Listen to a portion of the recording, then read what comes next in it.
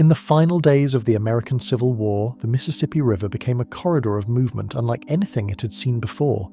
Steamboats passed through flooded landscapes carrying soldiers, civilians, supplies, and men who had spent years waiting to return home. Along the riverbanks, the nation was beginning to look toward peace, yet amid that vast movement of people and uncertainty, a disaster was approaching that would claim more lives than the Titanic and still slip from the centre of history.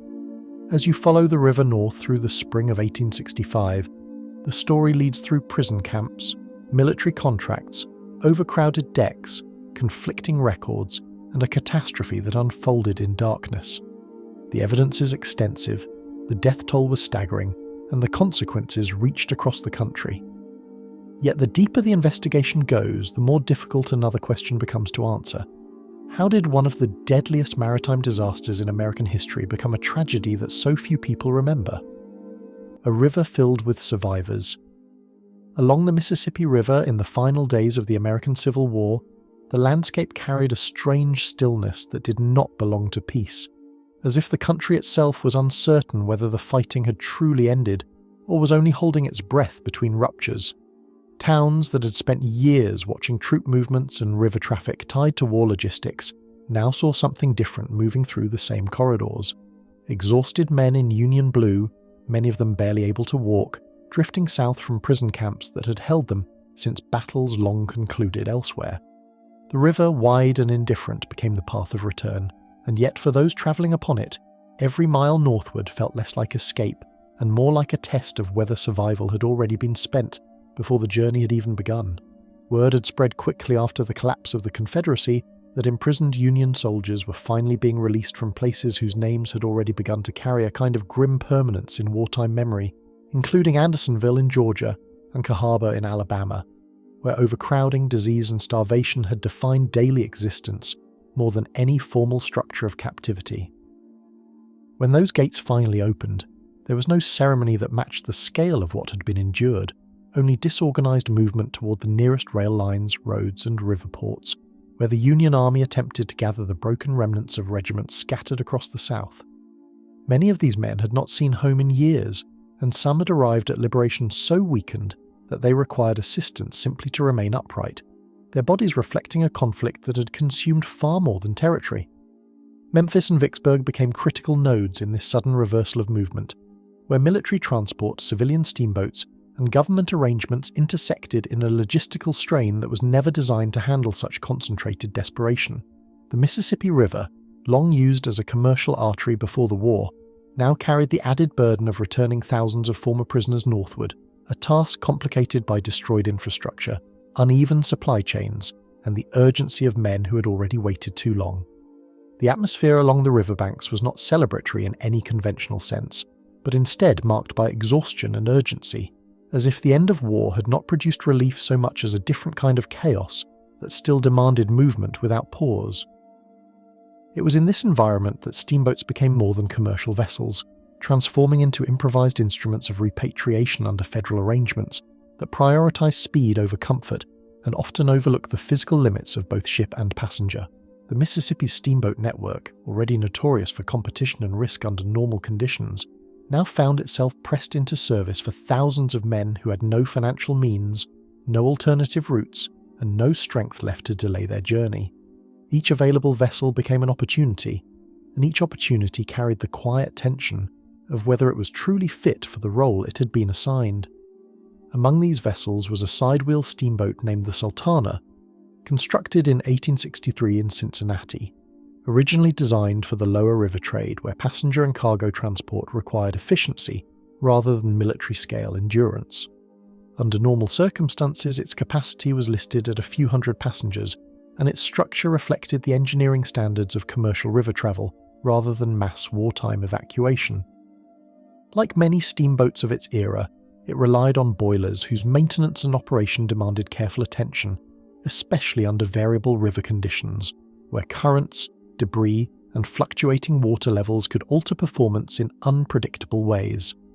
The Sultana was not unique in its design flaws or mechanical vulnerabilities, but it existed within a system where such vulnerabilities were often tolerated as long as profit and schedule were maintained.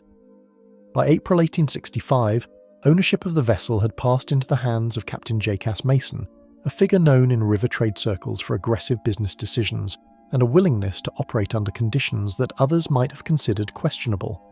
Under his command, the Sultana continued its commercial runs, but its most consequential assignment had not yet come, and nothing about its outward appearance suggested that it was about to become central to one of the largest maritime disasters in American history. The river, however, did not distinguish between routine voyages and those that would later be remembered as irreversible turning points.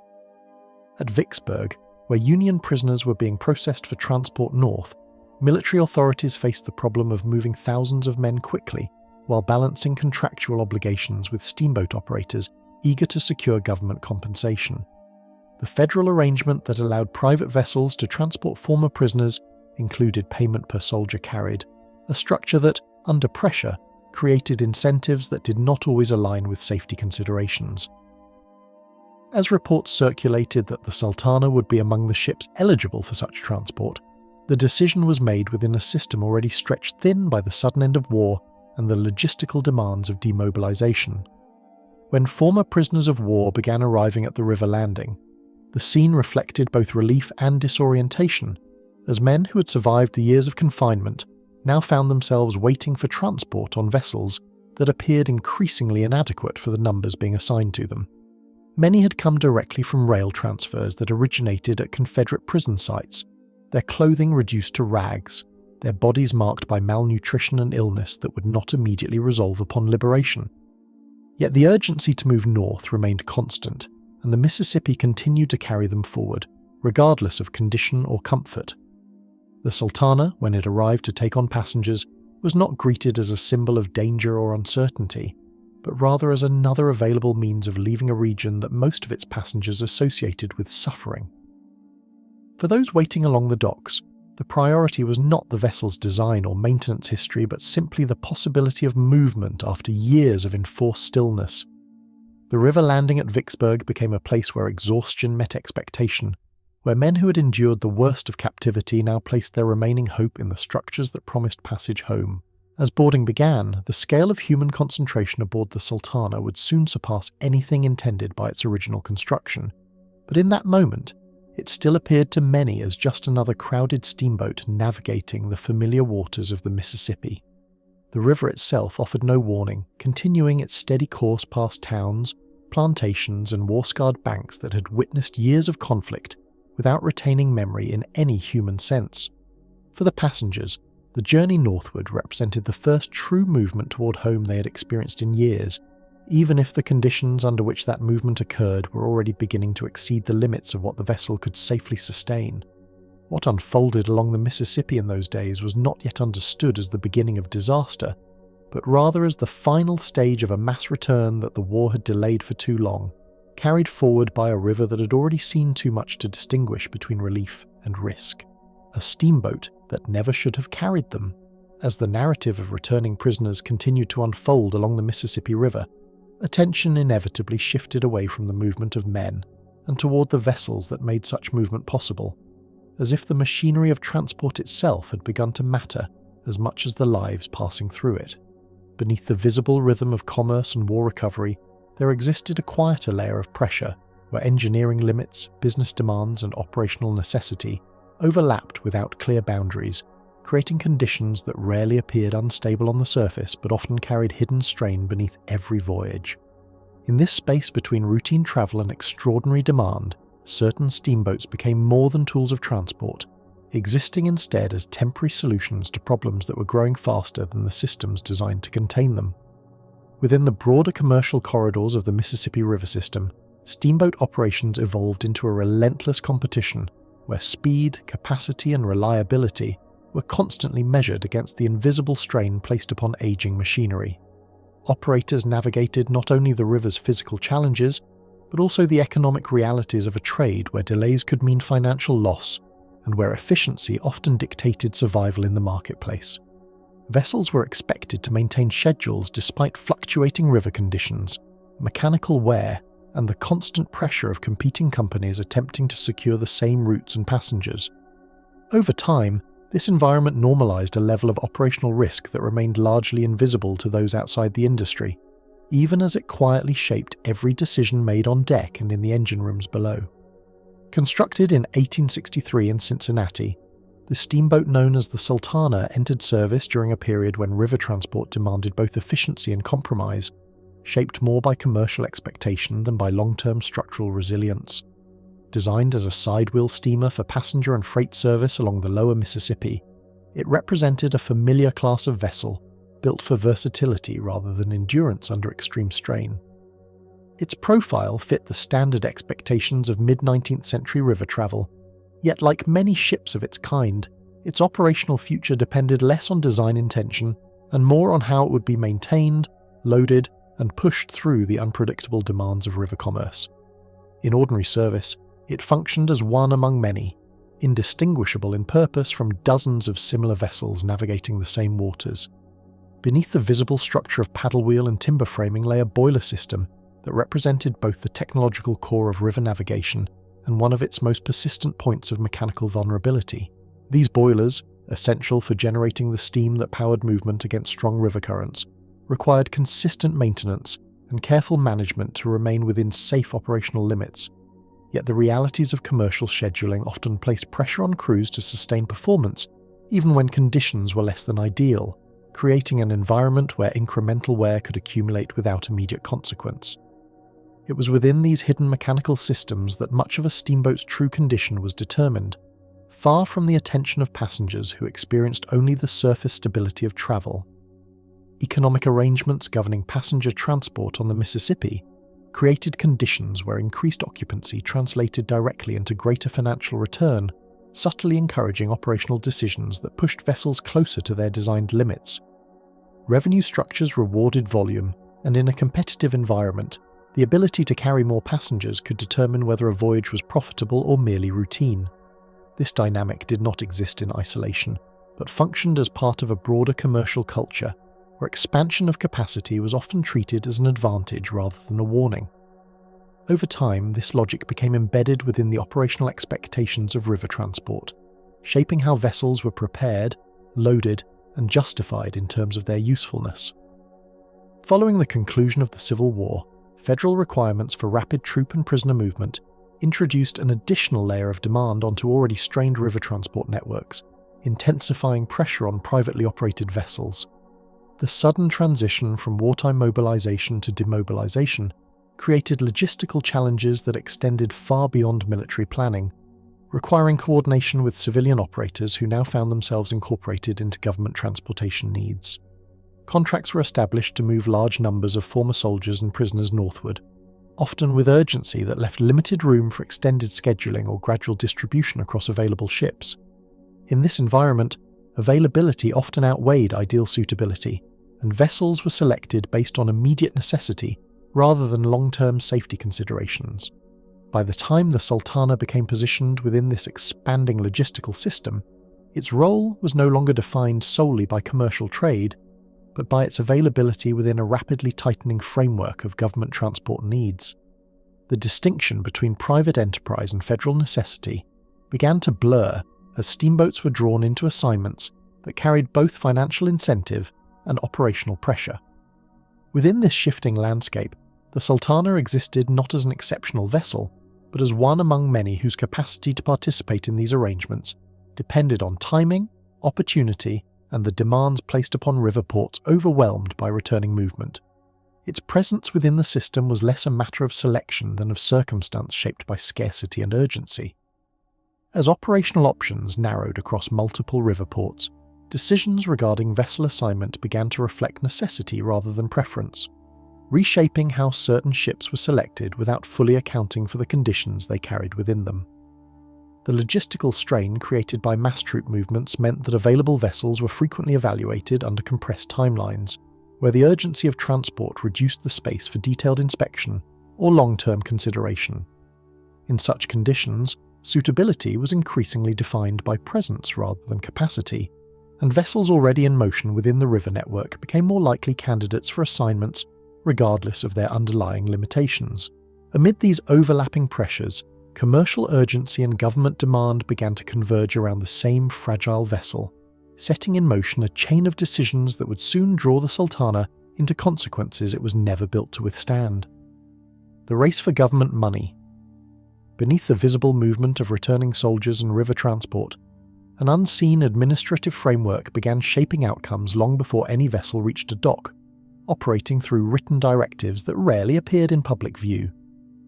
These mechanisms did not present themselves as dramatic forces of control, yet they carried the quiet authority of federal power at a moment when the nation was attempting to reassemble itself after years of conflict. What emerged was not a single coordinated system, but a layered collection of offices, procedures, and urgent communications, each responding to the collapse of wartime structure while still trying to function under the expectations of order. As federal departments struggled to process the sudden collapse of wartime structure, the mechanisms responsible for coordinating large-scale troop movement were forced into rapid adaptation, often without the stability normally required for such coordination. The end of the Civil War did not bring an immediate reduction in administrative pressure. Instead, it produced an abrupt transition from military expansion to mass demobilization, requiring the same institutions that had sustained war to now reverse its flow. Transportation networks, already strained by years of conflict, were tasked with moving thousands of former soldiers and prisoners across vast distances in a fraction of the time such movements would ordinarily require. In this compressed environment, efficiency became a necessity rather than a preference, and decisions were increasingly shaped by urgency rather than deliberation. Through layers of clerical processing and military correspondence, transportation orders were translated into actionable assignments, where abstract decisions on paper ultimately determined the physical movement of thousands of individuals. What appeared in official records as routine documentation carried within it the weight of entire populations in motion, as each directive connected distant administrative centres to river ports where ships would soon be assigned. The translation from written order to physical movement was rarely smooth, often filtered through multiple offices and intermediaries, each working under pressure to reduce backlog and maintain flow. In this process, the distance between decision and consequence narrowed, even as the scale of responsibility expanded beyond what any single office could fully comprehend. Across multiple river ports and commercial hubs, steamboat operators found themselves competing within an environment where access to government contracts increasingly dictated which vessels remained active and which were left idle. The Mississippi River system, long sustained by private trade and seasonal commerce, now became an extension of federal logistics, where availability to transport government passengers could determine the financial survival of entire operations. Operators who had once focused on freight and civilian travel now found themselves navigating a shifting landscape where military necessity and commercial opportunity overlapped. In this environment, vessels were not only competing against each other for routes, but also against the accelerating demands of a nation attempting to conclude its largest internal conflict. Embedded within the structure of these transport agreements was a payment system that tied financial return directly to the number of individuals moved, creating an incentive model that influenced operational priorities at every level. This arrangement, while practical in its intent to expedite large-scale movement, introduced a subtle but powerful dynamic where capacity became directly linked to profit. The more individuals a vessel carried, the greater the financial return, a structure that encouraged full utilization of available space, even as it placed increasing strain on operational limits. Within the commercial logic of river transport, such incentives were not unusual, but under post-war conditions their impact became significantly amplified. In the absence of fully re-established oversight mechanisms, the rapid pace of post-war logistics reduced the capacity for detailed inspection, allowing scheduling and assignment decisions to proceed under compressed timelines. The institutions responsible for enforcing standards and evaluating vessel suitability were operating under the same pressures as those they were meant to regulate, creating gaps where procedural caution gave way to expedience. This was not the result of a single failure point, but rather a gradual erosion of oversight capacity under the weight of the simultaneous demands. As a result, decisions that might have once required extended review were increasingly made within shortened windows of opportunity, where speed carried more weight than thorough evaluation. Within this tightening framework of availability and demand, certain vessels began to emerge repeatedly in discussions of transport allocation, not because of exceptional suitability, but because of their immediate accessibility within the system. The distinction between optimal choice and available choice began to blur as the urgency of movement narrowed the range of practical options. Ships already positioned along active routes, or those capable of rapid deployment, gained prominence not through superiority but through proximity to need. In this environment, presence itself became a determining factor, shaping outcomes as much as capability or design. As transport demands converged at key distribution points along the river network, the distinction between logistical necessity and commercial opportunity began to blur, creating conditions where assignment decisions carried increasing weight. River ports became intersections where military urgency met private enterprise, and where the flow of people depended on negotiations shaped by both administrative pressure and economic expectation.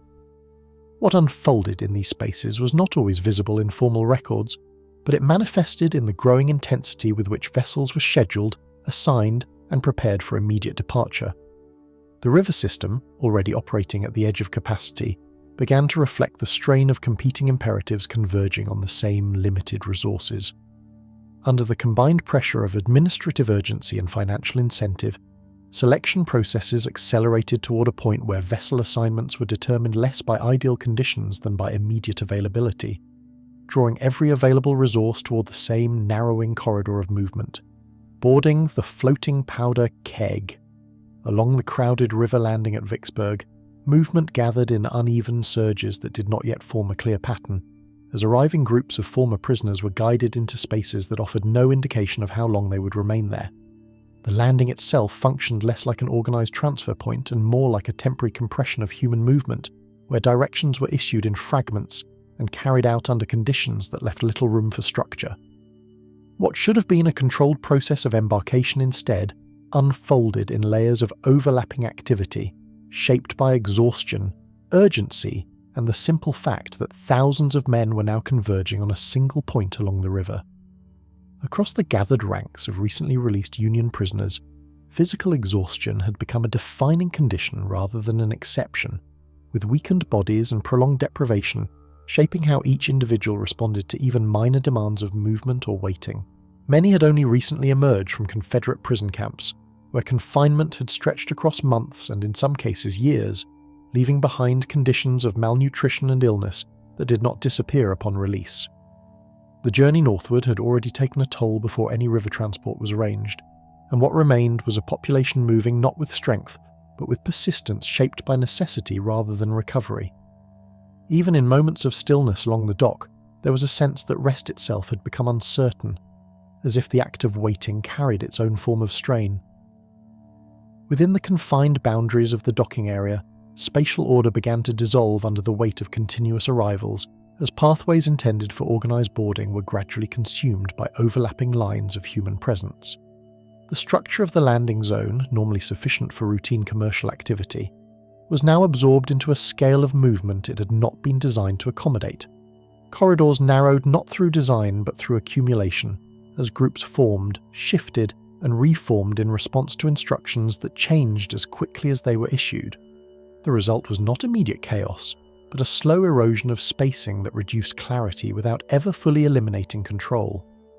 Before any clear understanding of capacity could be established at the waterline, multiple steamboats were already positioned within sight of the landing, their presence suggesting readiness without offering visible clarity regarding how boarding would actually be distributed.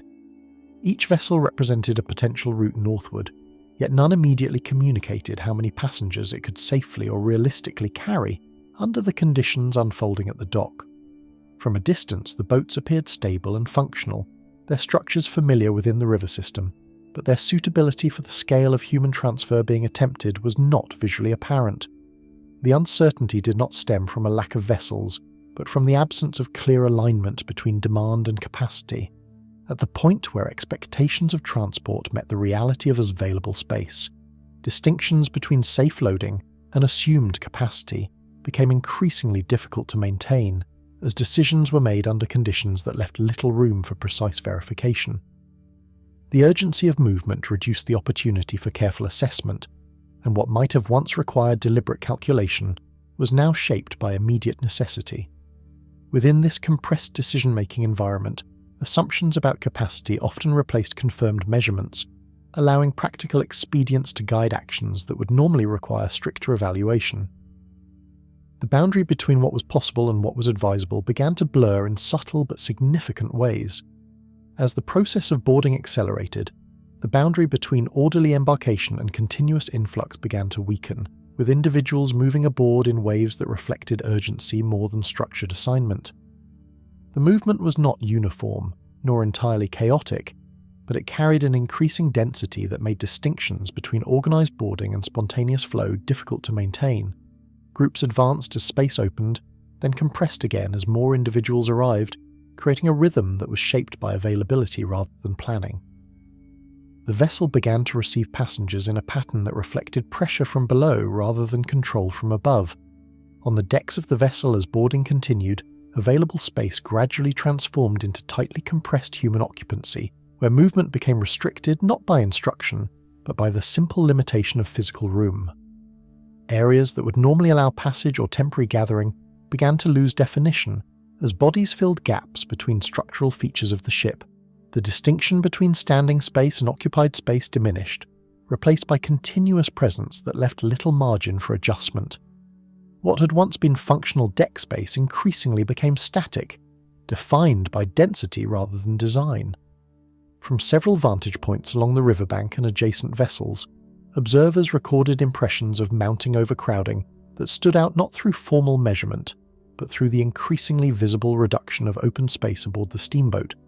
These observations were shaped by perception rather than documentation, yet they reflected a consistent sense that the vessel's capacity was being tested in real time. The visual compression of space aboard the ship contrasted sharply with the continuing arrival of passengers, creating a disparity that was difficult to ignore even without precise figures. The scene, viewed from multiple positions, suggested a system under strain without needing to explicitly define its limits. With the final groups absorbed into the already burdened vessel, and the shoreline narrowing behind layers of movement and noise, the river ahead remained the only path capable of carrying everything that had been forced aboard. Into the darkness of the Mississippi. Beyond the final traces of Vicksburg's river landing, the Sultana had already shifted into uninterrupted forward motion, carrying its overcrowded mass away from the last organised point of control and into open stretches of the Mississippi. What remained behind was not a clear separation between departure and journey, but a gradual absorption of everything that had taken place at the dock into the rhythm of the river itself. The vessel moved without pause, and with each passing stretch of water, the conditions that had defined its departure gave way to a quieter, more sustained uncertainty shaped entirely by motion. River conditions along this section of the Mississippi were not static in character.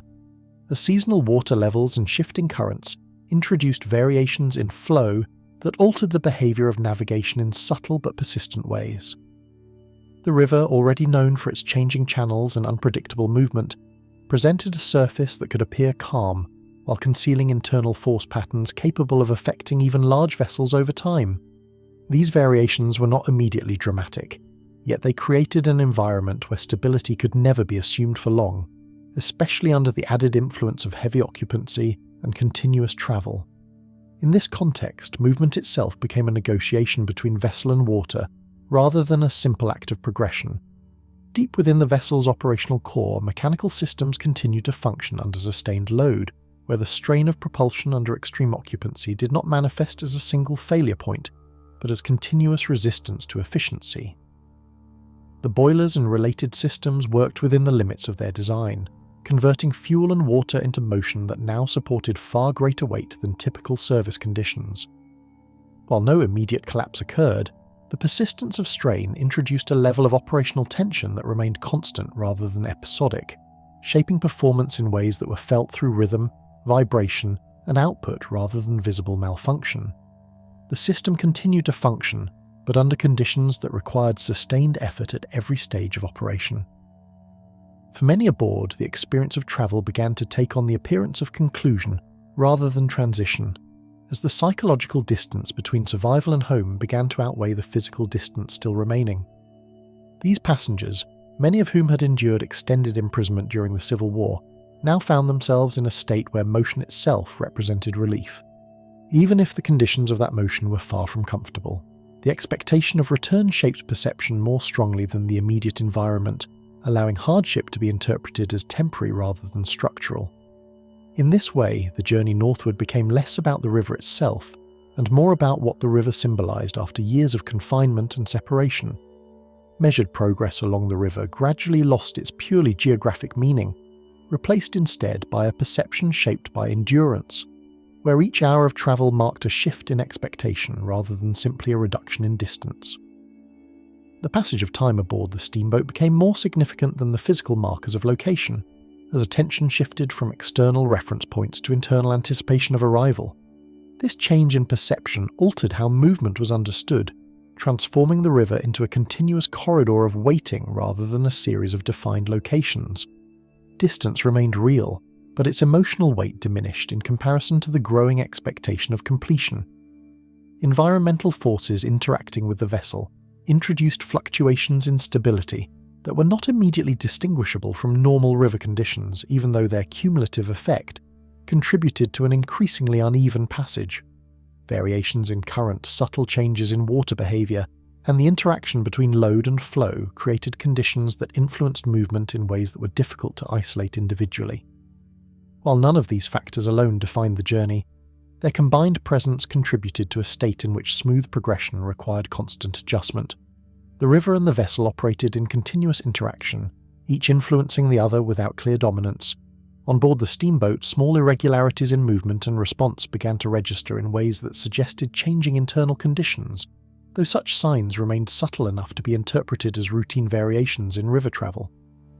Slight shifts in vibration, minor adjustments in handling, and brief inconsistencies in responsiveness could be observed within the normal range of operational behavior, especially on long river journeys.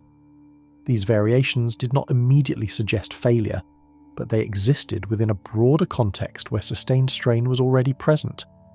In such conditions, the distinction between normal variation and emerging instability could remain unclear until much later stages of development.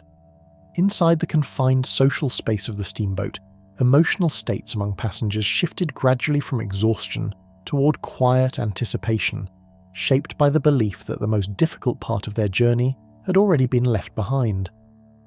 Conversations, where they occurred, tended to focus less on present conditions and more on what lay ahead, reflecting a collective tendency to interpret hardship as something already endured rather than still ongoing. This emotional adjustment did not erase physical discomfort, but it reframed it within an expectation of nearing completion. The vessel became not only a means of transport, but a temporary space where endurance was gradually replaced by waiting.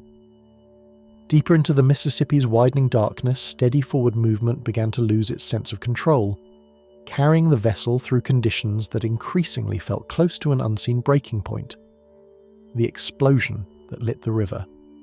Moments before the defining rupture occurred, the Sultana continued along the Mississippi in a state of uninterrupted motion that gave no outward indication of the instability accumulating within its systems. The river itself offered no warning that could be clearly distinguished from the normal conditions of night travel, and the vessel moved through darkness that appeared unchanged from the hours preceding it. Beneath this surface continuity, however, multiple elements of mechanical strain and environmental resistance were converging without producing any visible disruption to the rhythm of passage. During the late hours of April 26th into the early morning of April 27th, 1865, the river environment surrounding the vessel presented a level of darkness and stillness that obscured any immediate visual distinction between normal travel and developing hazard. The Mississippi at night during this period was not characterized by complete absence of motion, but rather by subtle shifts in flow that were difficult to perceive without reference points along the banks. In such conditions, the absence of visual markers amplified reliance on mechanical continuity as the primary indicator of stability, reinforcing the assumption that continued movement equated to continued safety. The environment did not announce change. It concealed it within the same uninterrupted darkness that had accompanied the journey for hours. Within the lower sections of the steamboat, boiler systems operated under sustained demand, maintaining propulsion despite conditions that placed continuous stress on their internal pressure regulation. These systems, central to the vessel's movement, functioned through controlled combustion and steam generation, processes that required consistent balance between heat, water, and pressure. Under normal circumstances, this balance was maintained within expected operational limits, but extended strain created conditions where minor irregularities could accumulate without immediate visible consequence. The boilers continued to function, not as isolated components, but as part of an integrated system whose stability depended on uninterrupted regulation across multiple interconnected elements. Among the passengers aboard, most remained unaware of any imminent disruption, interpreting the continued movement of the vessel as confirmation that the journey was proceeding without deviation from expectation. For many who had endured years of confinement during the Civil War, the simple fact of forward motion carried a psychological weight that overshadowed more subtle indicators of risk. The experience of travel, particularly after prolonged imprisonment, often redefined perception of safety in terms of progress rather than condition, allowing hardship to be interpreted as temporary as long as movement continued. In this context, the absence of visible change reinforced a sense of continuity that was not necessarily aligned with underlying mechanical realities. At the precise point where accumulated strain reached structural limit, the failure occurred suddenly, transforming mechanical continuity into an instantaneous rupture that interrupted every ongoing condition aboard the vessel. The transition from sustained operation to catastrophic failure did not unfold gradually in perception, but instead manifested as a singular disruption that altered the entire environment in an instant. Systems that had functioned in coordination up to that moment ceased to operate within their established parameters, and the distinction between structure and collapse disappeared within the same moment of occurrence. The continuity that had defined the journey was replaced immediately by fragmentation, both physical and perceptual. Following the initial explosion, the internal structure of the steamboat began to disintegrate rapidly, with fire, collapsing framework, and escaping steam altering the physical environment within moments. The vessel's internal architecture, previously functioning as a coherent system of decks, compartments, and mechanical spaces, was suddenly subjected to forces that exceeded its capacity for structural integrity. As sections of the ship gave way, conditions aboard shifted from organized transport space to fragmented zones of instability, where visibility, orientation, and movement were disrupted simultaneously. The progression of destruction was not uniform but uneven, with different sections of the vessel responding differently to the forces released at the point of failure. On the surface of the Mississippi, the aftermath of the rupture introduced a completely different set of conditions, where water and debris became the primary elements defining immediate survival possibilities. The river, already an active environmental force, now became the medium into which fragments of structure, heat, and human movement were displaced. Interaction between fire and water created conflicting conditions that altered visibility and movement across the surface, while currents influenced the distribution of debris and individuals separated from the vessel. In this environment, the distinction between ship and river ceased to function as a stable boundary, replaced instead by overlapping conditions of collapse and dispersal.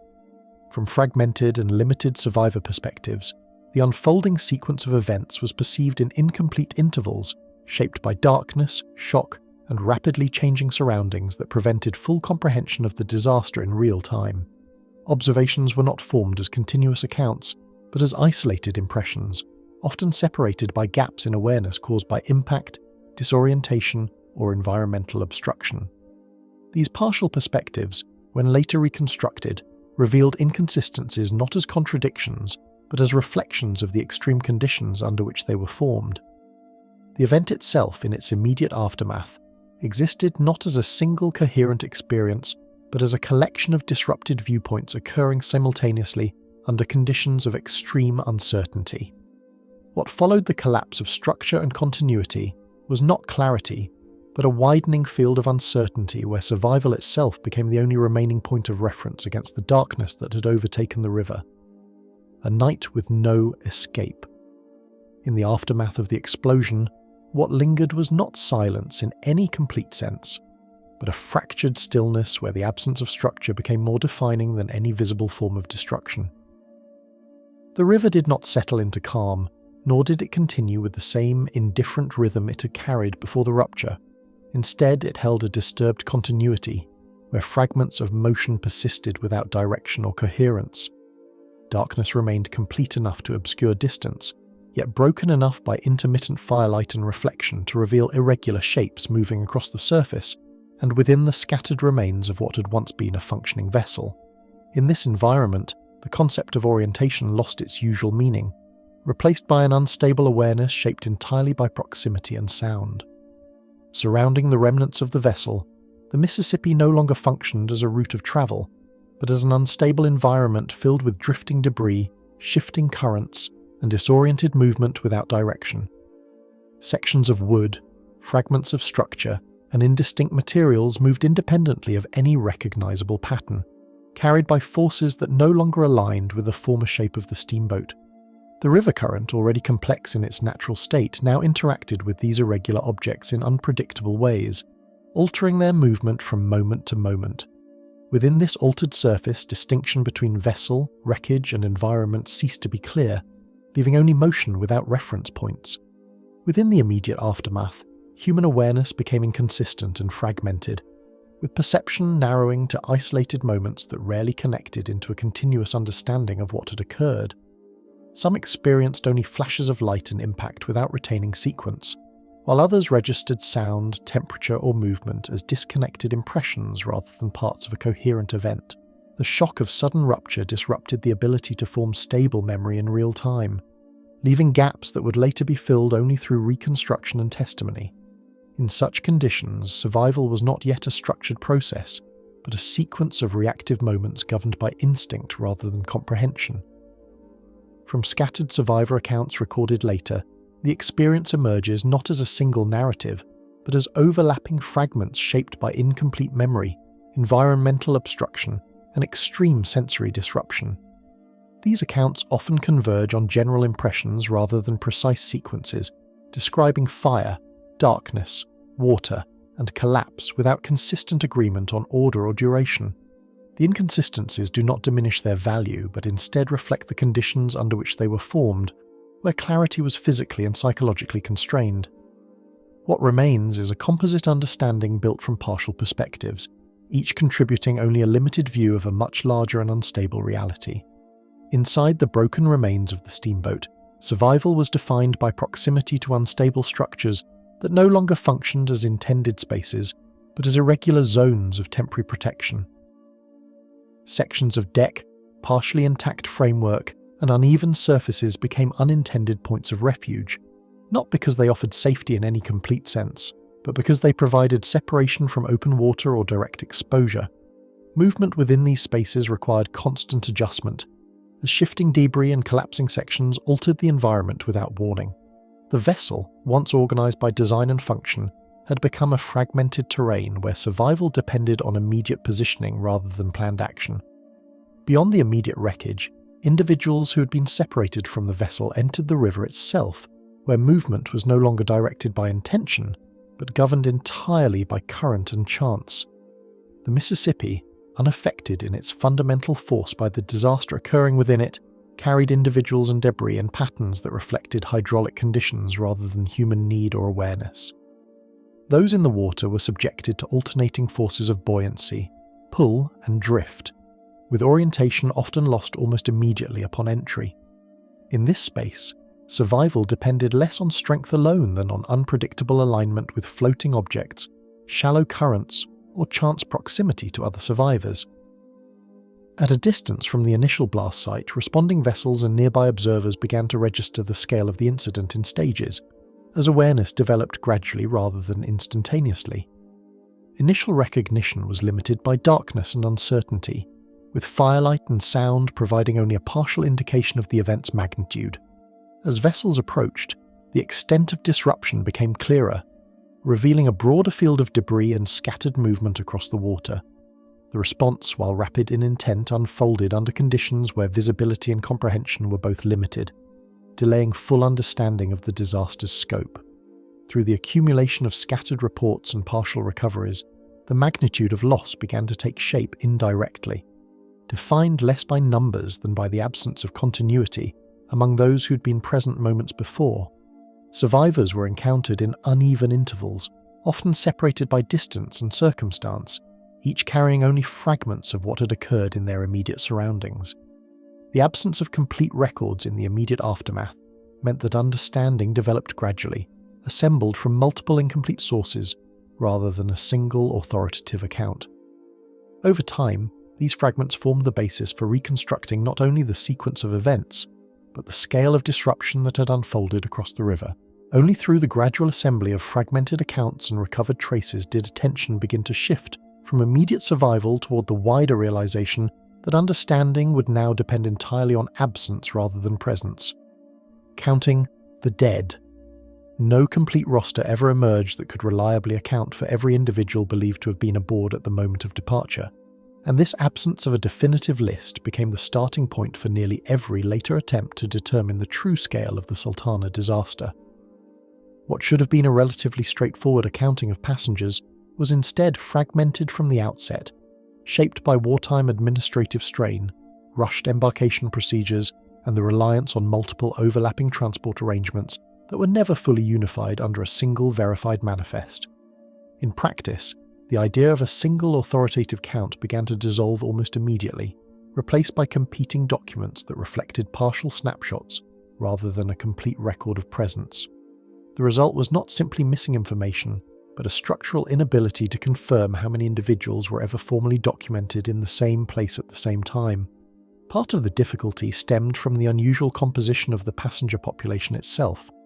Unlike a typical civilian voyage, the Sultana carried large numbers of recently released Union prisoners whose administrative status was often in transition.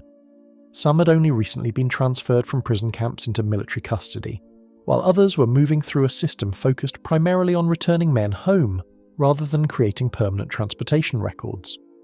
In many cases, documentation followed military needs rather than future historical inquiry, meaning that records were created to facilitate movement, payment, and assignment, rather than to establish a definitive passenger inventory.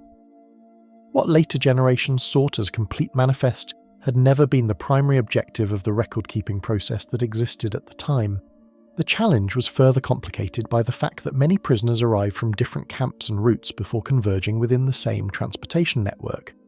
Administrative records often reflected where a man had been processed rather than precisely where he was at a particular moment during the journey. As groups merged, transferred, and continued northward, documentation sometimes followed organizational categories rather than physical location. This distinction may appear minor, but it became critically important after the disaster, when investigators attempted to determine who had actually boarded the vessel and who remained elsewhere within the larger transport system. Among surviving documentation from the period, passenger listings associated with the Sultana reveal inconsistencies that reflect the broader limitations of record-keeping under wartime administrative pressure. Lists compiled at different stages of the journey often do not align, with variations appearing in totals, classifications, and the inclusion or omission of certain groups of former prisoners. Some records were prepared at military facilities prior to transport, while others were adjusted during transfer points along the river, creating layers of documentation that were never fully reconciled. This fragmentation meant that even before the disaster occurred, the baseline data used to track passengers already contained discrepancies that would later complicate every attempt at reconstruction. Within military record systems of the late Civil War era, inconsistencies in reporting procedures created conditions where casualty tracking often depended on partial returns rather than comprehensive verification. Communication delays, destroyed infrastructure, and the rapid movement of large numbers of personnel across multiple theatres of operation meant that record consolidation frequently lagged behind actual events. In many cases, confirmation of survival or death depended on whether individuals reappeared in subsequent reports, rather than direct accounting at the moment of loss. This system, functional under ordinary conditions, proved insufficient when applied to a mass casualty event involving both military personnel and recently released prisoners who were already dispersed across multiple transport routes. The process of confirming individual fates often extended far beyond the immediate aftermath of the disaster. Families, military officers, and local communities frequently relied upon indirect evidence to determine whether a particular person had survived.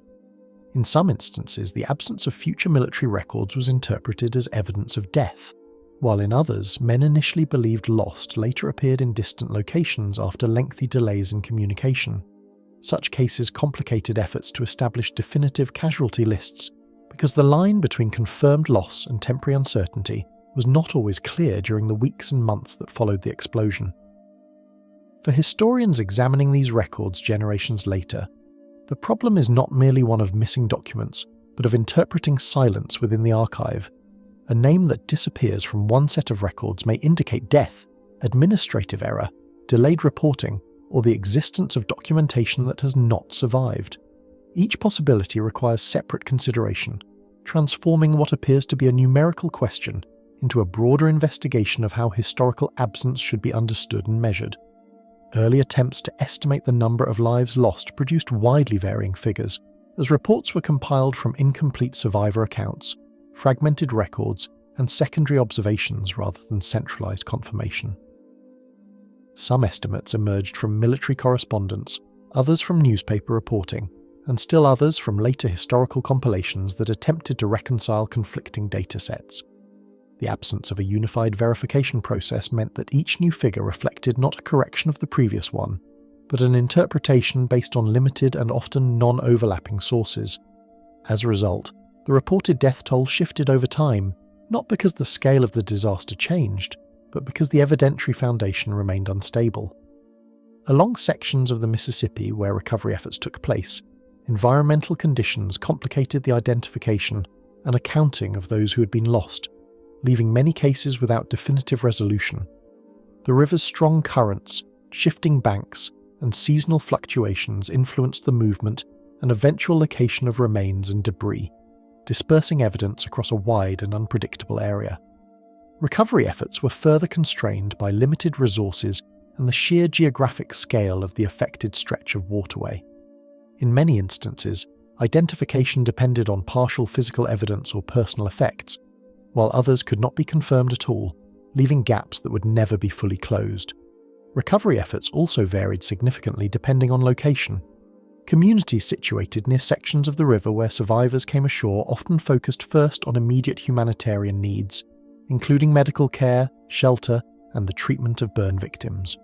Under such circumstances, systematic documentation of every recovered individual was not always possible. The urgency of saving lives frequently took precedence over creating records that later investigators would have found invaluable. As a result, portions of the historical record were shaped by the practical realities of emergency response, rather than by any coordinated effort to preserve comprehensive data.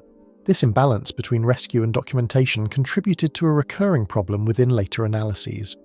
Some sources provide detailed descriptions of recovery operations, while offering little information regarding final identification, whereas other records preserve names without fully explaining how those identifications were made. The surviving evidence therefore reflects different priorities held by different groups at different moments, creating a patchwork record that remains difficult to reconcile completely. Over subsequent decades, historians and investigators revisited available evidence, gradually refining earlier estimates while continuing to encounter unresolved gaps in documentation.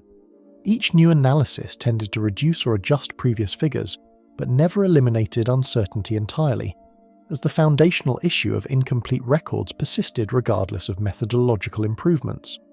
Advances in historical research allowed for better cross-referencing of military documents, newspaper archives, and survivor testimony. Yet these sources continued to reflect the same underlying fragmentation. The result was a slow convergence toward more stable estimates, but not toward definitive resolution.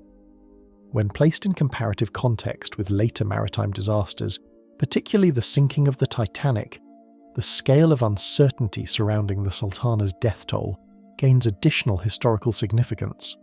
The Titanic's casualty figures were established through more systematic record-keeping and later investigative processes, allowing for a level of precision that the Sultana case could not achieve.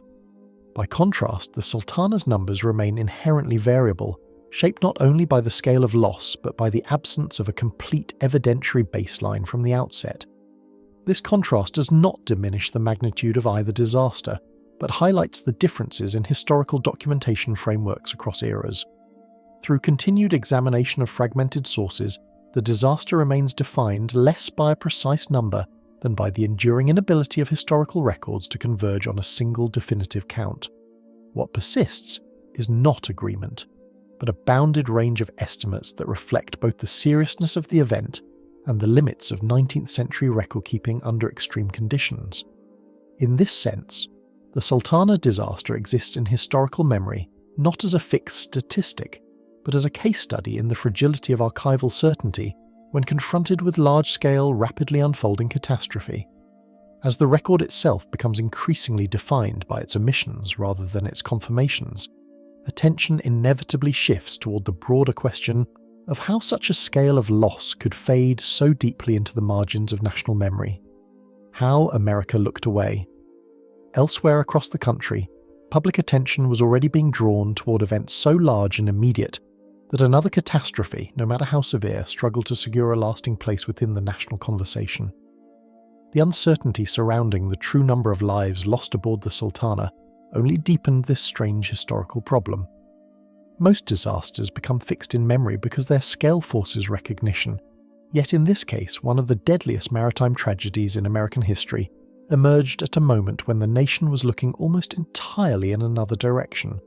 The disaster occurred, survivors testified, bodies were recovered, newspapers reported the event, and yet the story never achieved the permanence that might be expected from a catastrophe of such magnitude. The mystery that followed was not simply how so many people died, but how the loss of so many lives could recede so quickly from public consciousness. Few periods in American history carried the same concentration of uncertainty, transition, and emotional upheaval as the closing weeks of April 1865, when the nation stood at the threshold between war and an unknown future. Confederate armies across the South were surrendering, bringing an end to 4 years of conflict that had reshaped nearly every aspect of American life. Communities were attempting to understand what peace would look like after years of casualty reports, battlefield campaigns, shortages, and political division. Soldiers were beginning the long process of returning home. Families searched for relatives who had disappeared into military service. Government officials faced the enormous task of managing reconstruction and reunification. The nation was not merely experiencing a historic moment, it was attempting to absorb multiple historic moments simultaneously. The sheer volume of information moving through the country during this period created conditions in which even major events competed for limited public attention. Newspapers served as the primary source of national information, yet editors faced practical constraints that shaped what readers ultimately encountered. Reports arrived through telegraph networks, military dispatches, correspondence, and local sources, often faster than publications could fully process them. Decisions regarding placement, headline size, and editorial emphasis influenced which stories appeared urgent and which seemed secondary. In such an environment, visibility was not determined solely by importance. It was also determined by timing. For the Sultana, timing proved exceptionally unfavourable. The disaster occurred during one of the most information-saturated periods in 19th century American history. Developments connected to the end of the Civil War, political uncertainty surrounding Reconstruction, and the continuing aftermath of Lincoln's assassination generated a steady flow of news that demanded immediate attention. Even significant stories risked being overshadowed when placed beside events already dominating public discussion. The Sultana entered this crowded landscape not as the only major story of the moment, but as one among many competing for space within an already overwhelmed national conversation. News of Abraham Lincoln's assassination continued to dominate newspapers, political discourse, and private correspondence, creating a level of public focus that left little room for competing stories to command equal attention. Lincoln had been shot on April 14, 1865, and died the following morning, only days before the Sultana disaster occurred. The shock reverberated throughout the country in a manner difficult to overstate. Newspapers devoted extensive coverage to every development associated with the assassination, from eyewitness accounts and funeral arrangements to the investigation and pursuit of those linked to the conspiracy.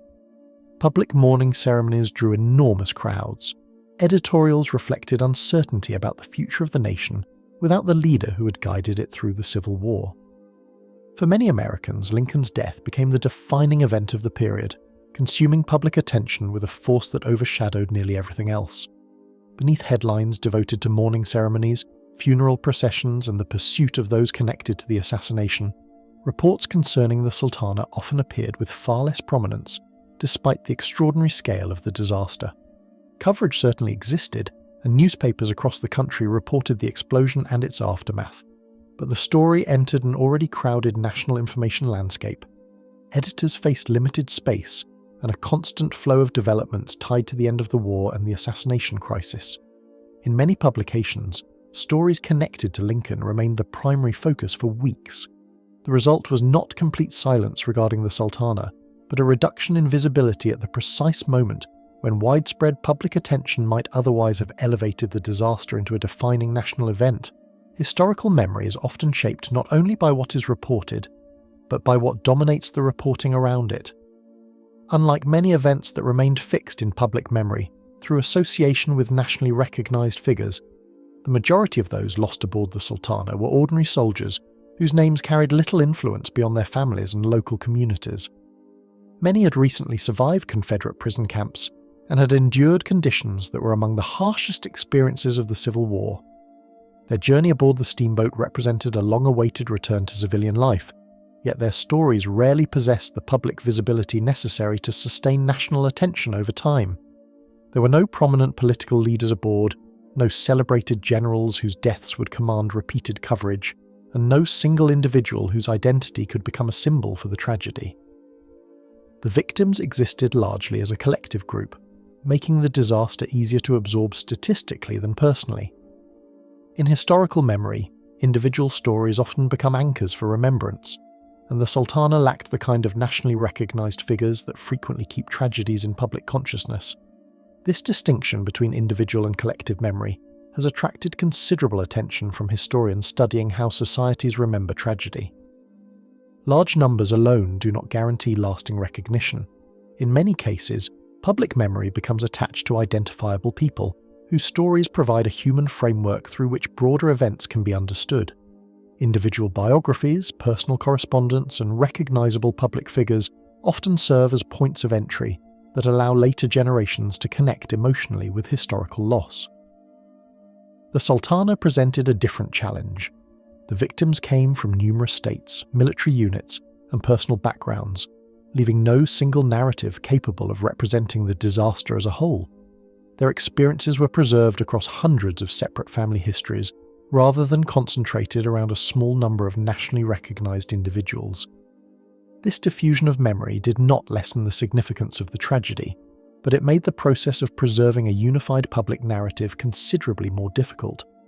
After 4 years of relentless conflict, much of the nation found itself focused on reunion, recovery, and the uncertain work of rebuilding, creating a climate in which attention naturally gravitated toward the future rather than newly emerging tragedy. The psychological burden of the Civil War had accumulated across countless communities, leaving many Americans exhausted by loss. Casualty reports had become a grim feature of everyday life. Entire regions were attempting to recover from military campaigns and economic disruption. Against this backdrop, another mass death event, however devastating, entered a society already conditioned by years of large-scale suffering. This did not diminish the importance of the Sultana disaster, but it affected how the public processed it. The emotional resources required to sustain outrage, grief, and attention were not unlimited, and many Americans were directing those emotions toward the larger national transition underway. Gradually, the disaster began to occupy a smaller place in public discussion, not because its consequences diminished, but because other developments continued to claim a greater share of national interest. Reconstruction politics, military demobilization, economic recovery, and the continuing consequences of Lincoln's assassination all competed for attention in the months and years that followed. Unlike disasters that generate recurring anniversaries, public inquiries, or lasting political controversy, the Sultana slowly drifted toward the margins of collective memory. Those most affected never forgot what had happened, and survivor organizations later worked to preserve the story, but their efforts operated against broader historical currents that consistently favored other narratives. Memory rarely disappears all at once. More often, it fades through gradual displacement. One of the most striking contradictions in the history of the Sultana lies in the gap between the magnitude of the event and the limited place it ultimately occupied within the broader story Americans told about the Civil War era. Historians generally estimate that approximately 100 to 200 people died in the disaster, a figure that exceeds the number of lives lost in the sinking of the Titanic decades later. Yet the Titanic became one of the most famous maritime disasters in history, while the Sultana remained comparatively obscure outside specialized historical circles. This disparity raises larger questions about the relationship between tragedy and remembrance. Historical significance alone does not guarantee lasting memory. Timing, symbolism, public attention, media coverage, and the presence of competing events all influence which stories remain visible and which gradually recede. Behind the fading memory of the disaster remained a separate and increasingly difficult question. Who, if anyone, should have been held responsible for what happened aboard the Sultana? The search for responsibility. Long after the immediate shock of the disaster had passed, one question continued to resist a clear answer: how so many warning signs had converged without preventing catastrophe. The explosion aboard the Sultana had killed hundreds and left one of the deadliest maritime disasters in American history scattered across the Mississippi River. Yet determining why it happened proved far more complicated than describing what happened. Some causes appeared obvious, others emerged only after closer examination. Every investigation uncovered new details while simultaneously revealing additional uncertainties, creating a situation in which responsibility seemed to expand outward rather than narrow toward a single conclusion. The deeper officials and historians looked into the disaster, the more difficult it became to identify a single decision, individual or failure, that could fully explain the scale of the tragedy. Almost immediately after news of the explosion spread, efforts began to determine whether the tragedy had resulted from unavoidable circumstances or from decisions that should never have been made. Military authorities recognized that the disaster involved large numbers of Union soldiers and recently released prisoners of war, making it impossible to ignore entirely, despite the nation's broader focus on Reconstruction and the aftermath of Abraham Lincoln's assassination. Witnesses were questioned, reports were collected, and inquiries attempted to reconstruct the sequence of events that had led to the destruction of the vessel. Yet from the beginning, investigators faced a challenge that would persist throughout the search for answers. Many of the people who possessed direct knowledge of critical decisions were dead, while surviving accounts often reflected only fragments of a much larger picture. Compounding these difficulties was the nature of 19th century investigations themselves. Modern disaster inquiries often rely on forensic analysis, preserved physical evidence, and extensive technical documentation, but investigators examining the Sultana operated within a far more limited framework. Much of the vessel had been destroyed, many witnesses had died, and communication systems of the era were incapable of preserving information with the speed or consistency expected today. Officials frequently depended upon handwritten reports, military correspondence, newspaper accounts, and survivor testimony gathered under stressful circumstances. In many cases, different accounts reached investigators weeks apart, sometimes contradicting one another on important details. The result was an inquiry shaped as much by the limitations of available information as by the evidence itself. Questions also emerged regarding the broader transportation system that had placed the Sultana in such a prominent role. The final months of the Civil War generated enormous logistical demands as soldiers, prisoners, and military personnel moved across large portions of the country. River transportation remained one of the fastest methods of moving large groups through the Mississippi Valley, and government officials often faced pressure to process thousands of men within relatively short periods of time. While such urgency did not excuse unsafe decisions, it created an environment in which efficiency frequently competed with caution.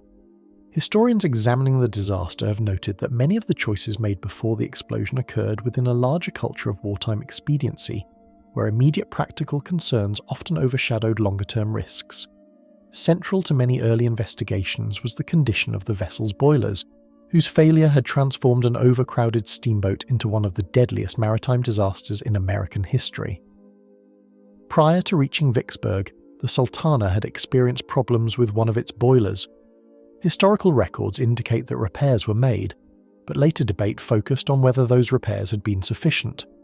Some accounts suggested that a more extensive repair should have been performed, even if doing so would have delayed the vessel's departure.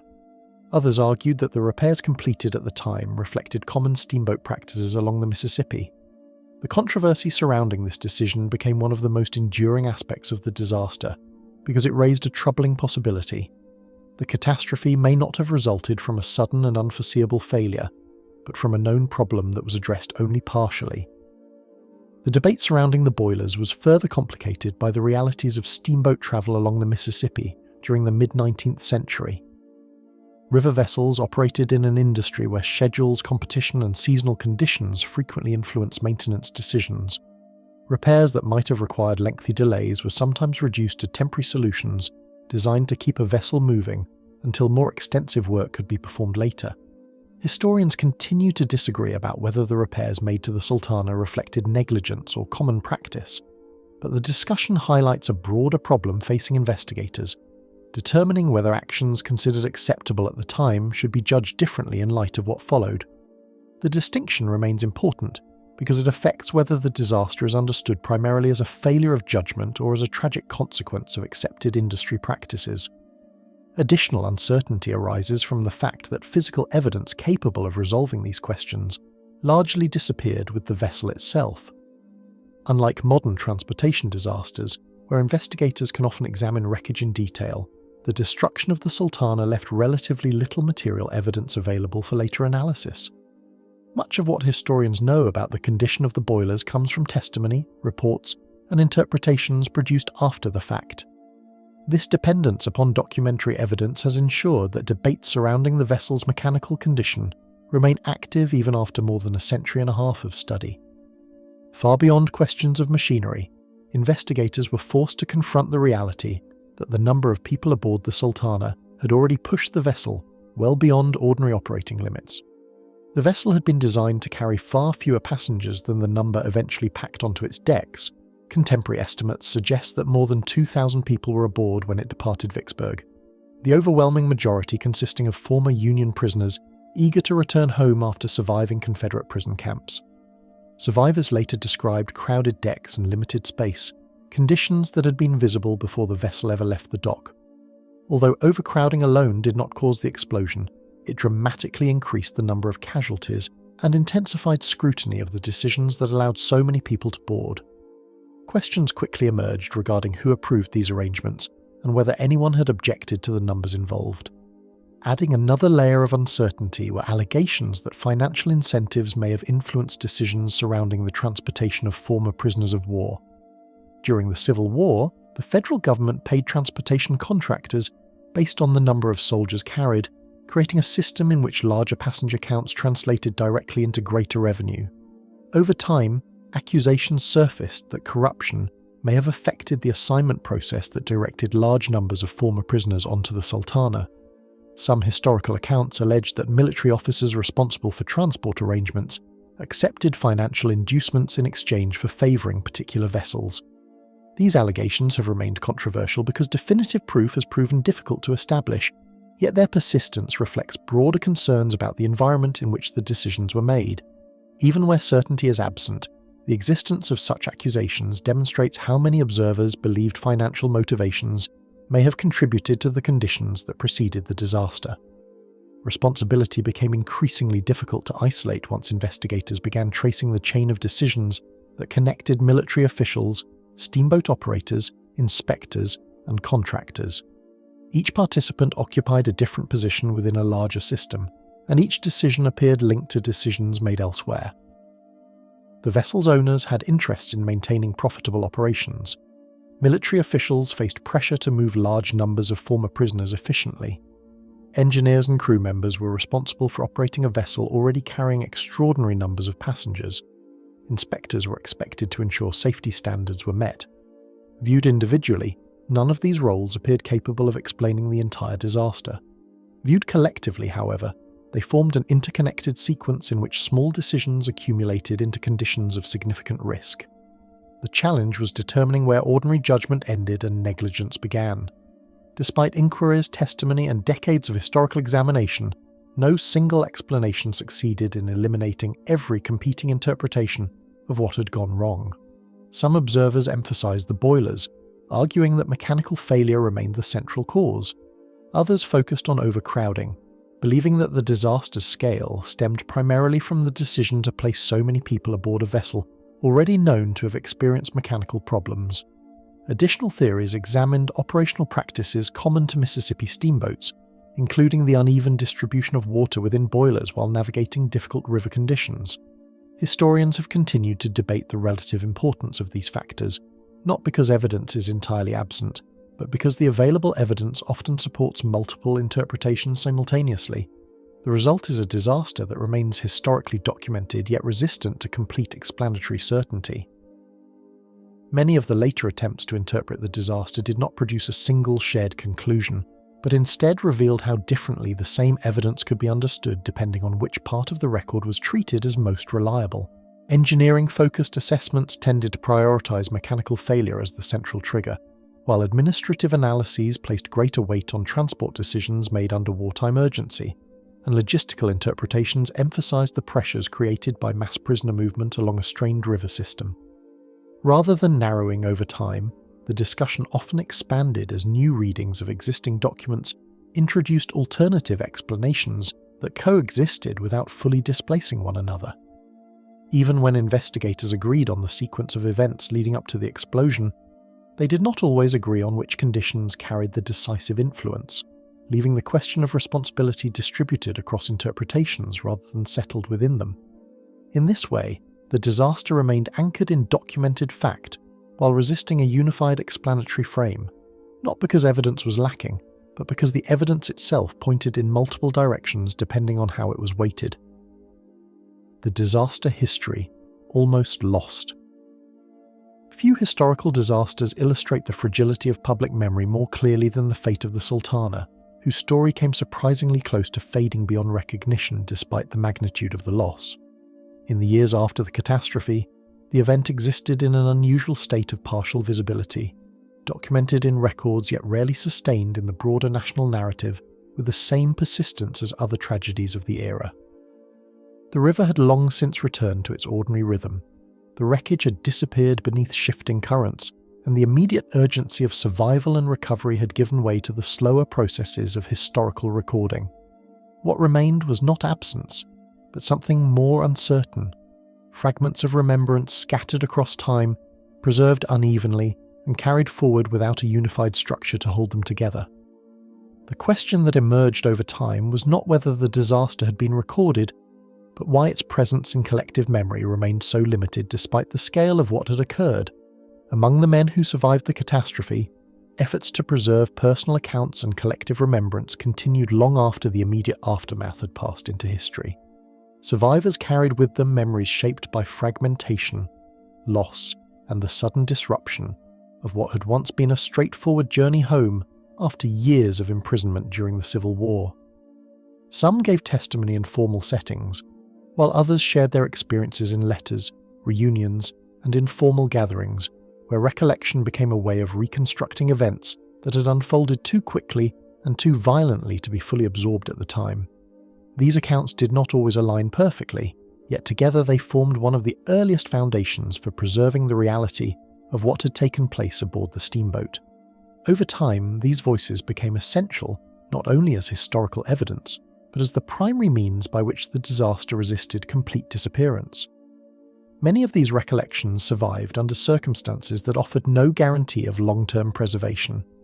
Letters remained in family collections, reunion speeches were printed in limited quantities, and personal memoirs often circulated only within small communities connected to veterans and survivors.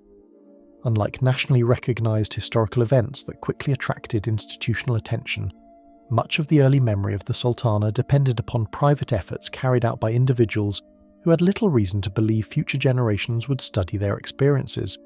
The survival of these materials was often the result of chance as much as design, shaped by whether documents were preserved, inherited, donated, or simply forgotten among other family records.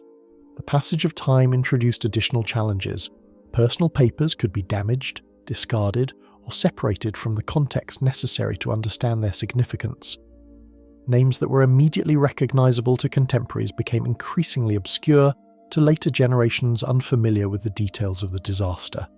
Historians attempting to reconstruct these stories frequently encountered isolated fragments rather than complete collections, forcing them to assemble broader narratives from materials that had survived independently of one another. In this respect, preserving the history of the Sultana became an exercise not only in discovery, but in reconnecting pieces of memory that had gradually drifted apart over decades.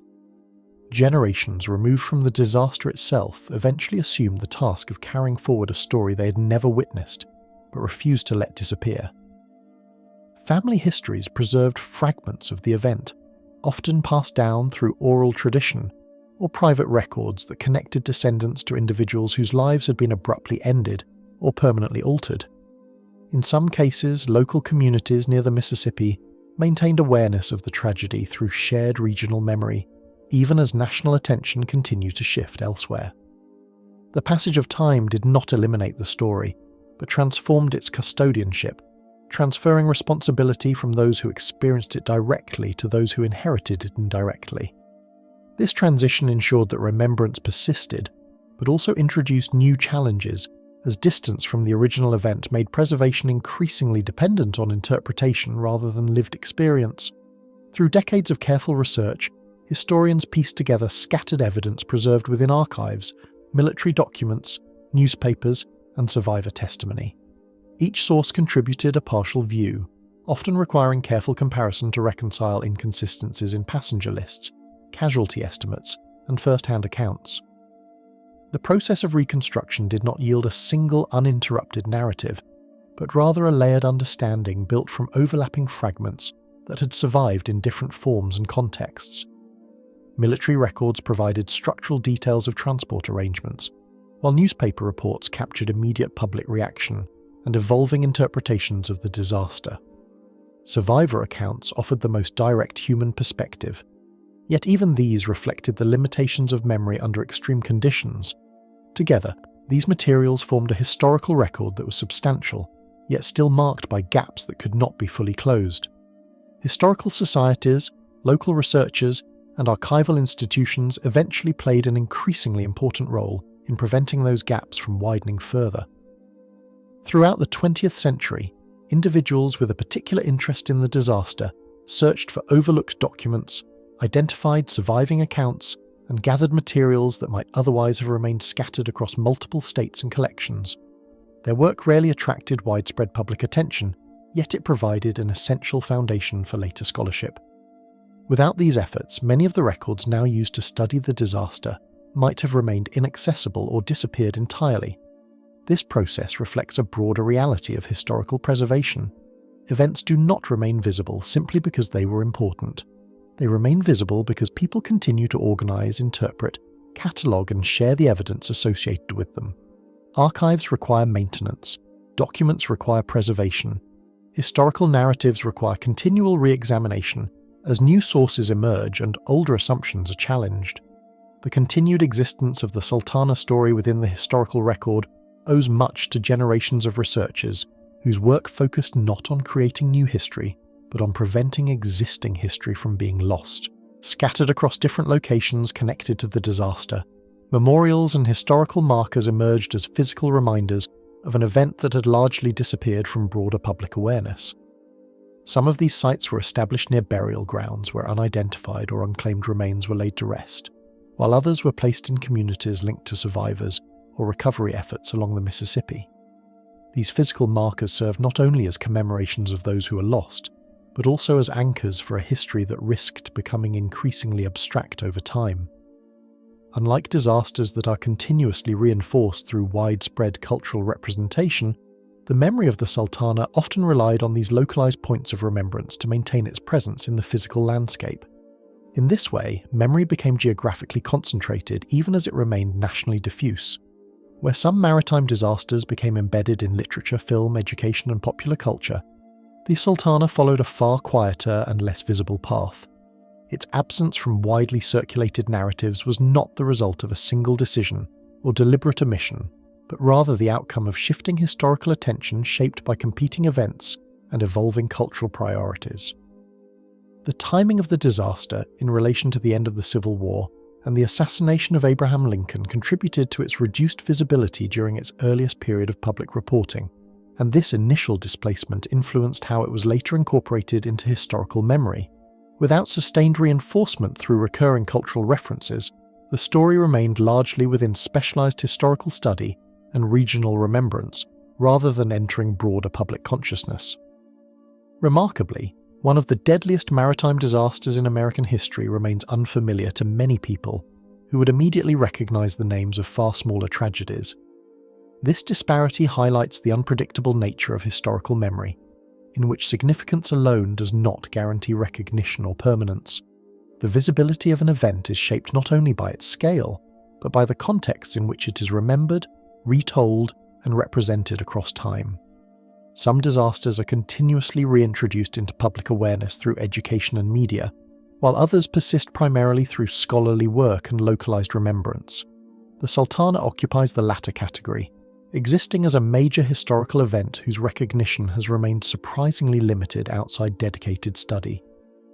Beyond questions of casualties, responsibility, and historical records lies a deeper puzzle concerning the way societies choose which stories remain visible and which gradually recede from view.